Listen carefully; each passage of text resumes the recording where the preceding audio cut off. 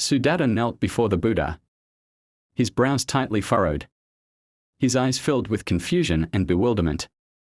He slowly prostrated himself, his voice heavy as he spoke. "Well-honored one, I have a doubt in my heart that has long troubled me.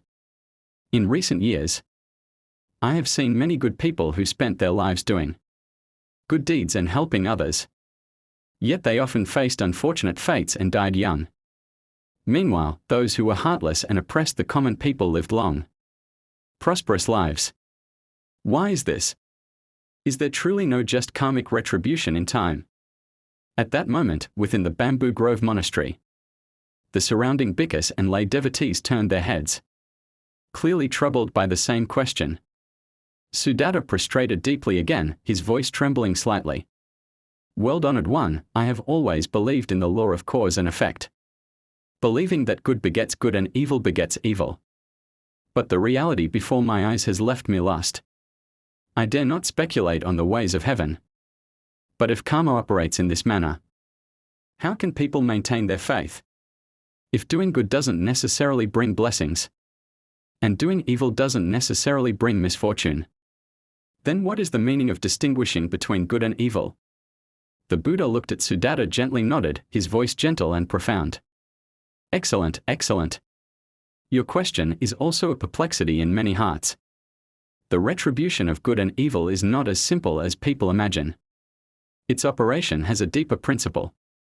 Today, I will tell you a story which may resolve your confusion." The Buddha gently inclined his head, his gaze softly sweeping over the crowd, and slowly began. In the kingdom of Serpent's Tail, there were two wealthy merchants, one named Jelawar and the other named Shi. Both were born into wealthy families but embarked on vastly different life paths. From a young age, Jelawar was kind and benevolent, generous in giving. After inheriting his family business as an adult, he did not indulge in pleasure but viewing wealth as a means to benefit the world. He established a charity house outside the city, providing free porridge to the poor and needy. On the 1st and 15th day of each month, he would offer food to monks and invite lonely elderly people, ensuring they had enough to eat and a peaceful life. He would take in anyone who was homeless and never refused anyone who sought his help. He not only gave away his wealth but also cared for the suffering of others. Whenever he encountered the poor and sick, he did his best to help them. One day, a ragged old man came to the charity house, leaning on a cane and walking with difficulty. The old man wished to stay for a few days. Jelawar immediately arranged accommodation for him, providing hot food and clean clothes. Unexpectedly, this old man turned out to be a reclusive master of medicine. Seeing that many poor people in the charity house suffered, he offered to stay and treat the sick. Jelawar was overjoyed upon hearing this and immediately invested money to build a pharmacy for the old man. The old man's medical skills were superb and he cured many difficult illnesses. Jelawar diligently learned from him and gradually mastered medical principles. Meanwhile, on the other side of the city, she lived a completely different life. He was inherently stingy and greedy, making his fortune by lending at high interest, specifically oppressing the poor. If anyone's debt was overdue, he would send people to demand payment, not hesitating to seize their land and property, even making them slaves. His heart grew colder, his eyes seeing only gold and silver, not human suffering. One year, Shi's young son contracted a serious illness. Hearing of a divine doctor in the charity house, Shi, though arrogant, eventually humbled himself and went to seek treatment with generous gifts. After a careful diagnosis, the old man informed him that the illness required the snow lotus of Qianshan, a medicinal herb from the western regions. Shi unhesitatingly sent people to buy the herb at a high price. After the old man carefully prepared the medicine, his son's illness indeed recovered. She was immensely grateful and offered 1,000 gold pieces as a reward. However, the old man smiled calmly and said, "Saving lives is a doctor's duty. Giving away wealth to help others is true merit." Although she did not say much, he secretly remembered this. He had always believed that only wealth could buy everything, but he never expected Such a pure person who sought no money, but only wished to save the world. Although he still adhered to his business principles, he now had a different view of Jelawar and the charity house. Time flowed on. A plague suddenly struck the kingdom of Serpent's Tail. The epidemic spread, and the people panicked. Many died in the streets from illness and lack of medicine. Jelawar and the old man were fearless, working day and night to treat the sick, even converting their own manor into a medical shelter for critically ill patients. As more and more patients arrived, Jelawar worked almost ceaselessly, rushing about, personally boiling herbal medicine and administering it. However, prolonged exhaustion and frequent contact with patients caused Jelawar to contract the plague himself. Jelawar weakly saying, "I have no regrets in this life. To be able to help sentient beings is the greatest blessing." Before his words faded, he passed away peacefully, at the age of 35. Jelawar's death shocked the kingdom of Serpent's Tail. A monument was erected for him in the city, honoring him as the great philanthropist. Even the usually indifferent, she sent heavy funeral offerings. In stark contrast, when the plague struck, she chose to flee to his private villa. He posted a notice at the city gate, stating that anyone who dared to trespass on his manor would be beaten to death. He sealed his gates, disregarding the lives of the city's inhabitants.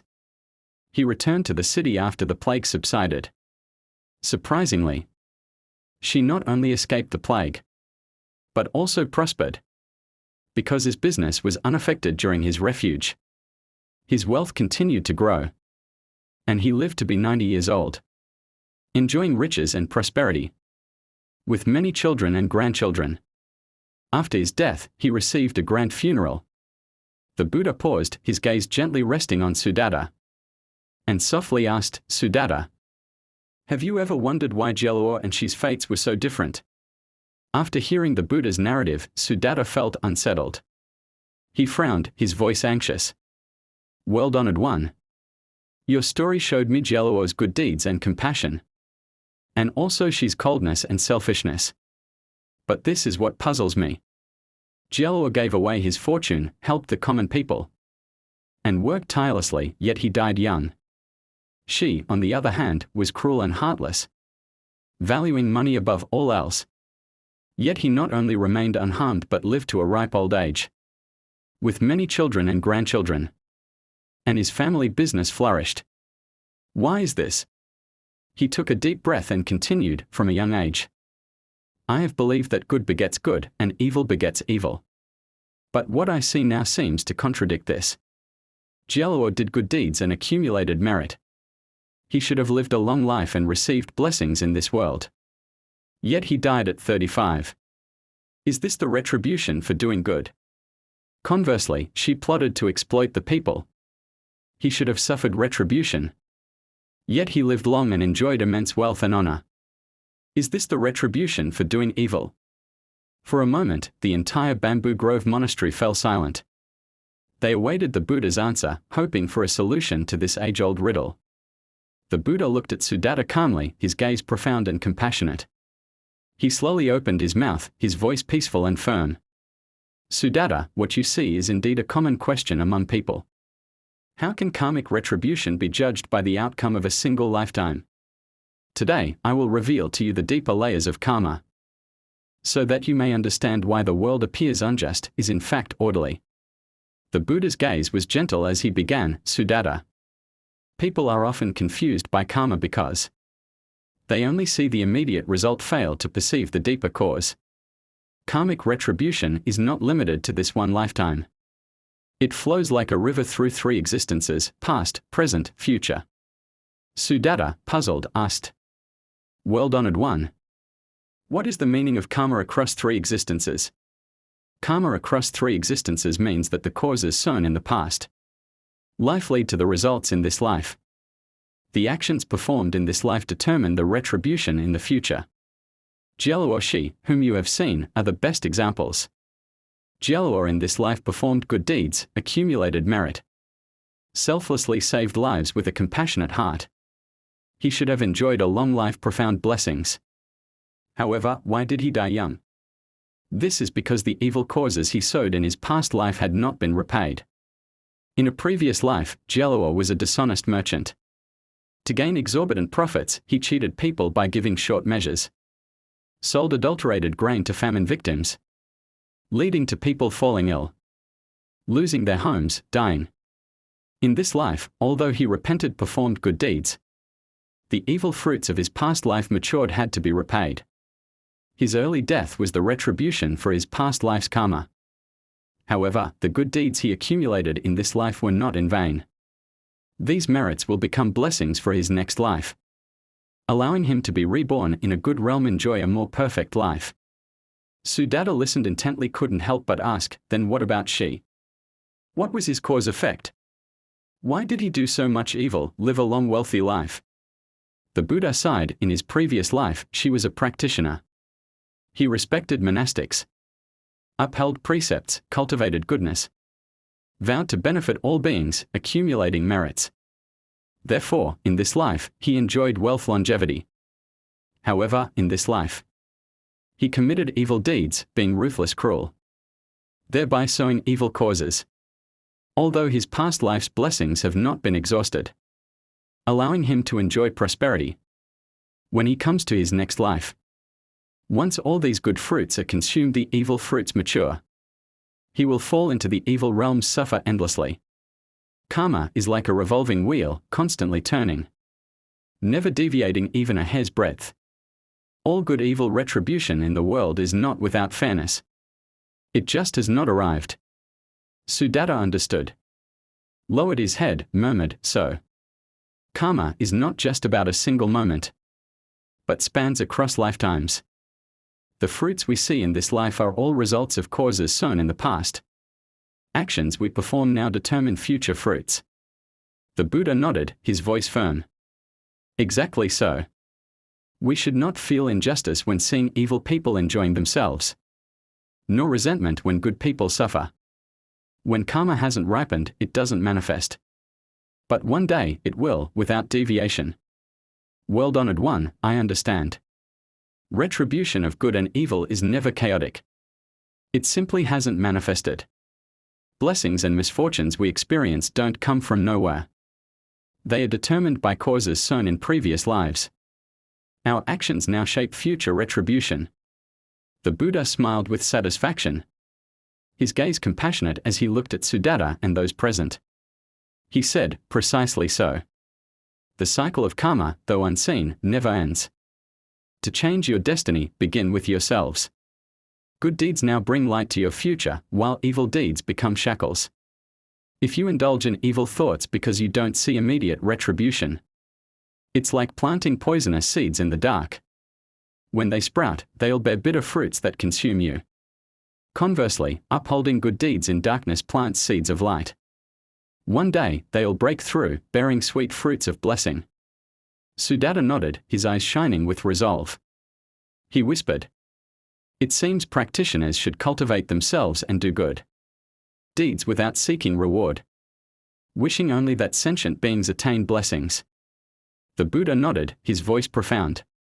Precisely so. True wisdom lies not in clinging to gains and losses of one lifetime, but in seeing karma's long-term nature, transcending fortune and misfortune, treating others with compassion, acting with right mindfulness. Thus, regardless of gains or losses, one's inner self remains peaceful and fearless. Good causes and results will arrive when the time is right. Know that karma doesn't end, the cycle of reincarnation is ceaseless. Take this as a lesson.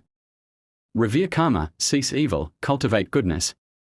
Don't be confused by temporary misfortune or prosperity. Hold fast to the right path.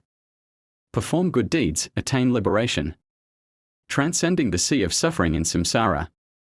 Sudatta prostrated, saying, well-honored one, your disciple has been taught. I'll engrave today's teachings in my heart and act accordingly. No longer clinging to immediate retribution, but sowing good causes, practicing generosity, without seeking reward, wishing only sentient beings may attain blessings. Upon hearing this, the crowd bowed their heads. They understood that the cycle of karma has its way. Good and evil will receive retribution.